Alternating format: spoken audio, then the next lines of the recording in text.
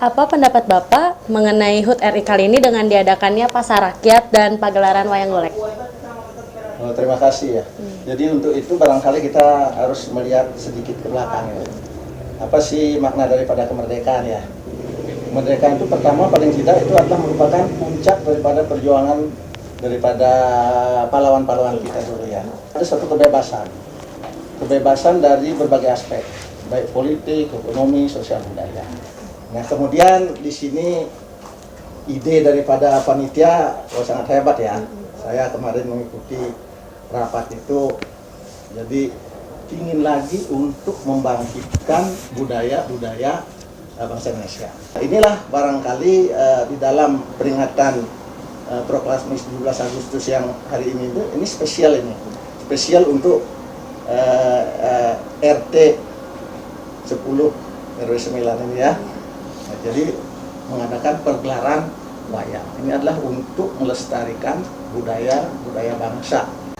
Bapak kan dari lembaga atau instansi kepolisian nih. Nah, menurut Bapak, apa sih akronim dari polisi itu sendiri? P itu barangkali polisi itu penegak hukum ya. Penegak hukum yang tangguh, yang tidak diskriminatif. Oleh karena itu orangnya itu harus tegas, santun, berwibawa, dan komunikatif. Ya barangkali seperti inilah. Oh, iya Pak. Apalagi L ya. Iya. Itu lalu lintas yang tertib dan aman itu satu tugasnya.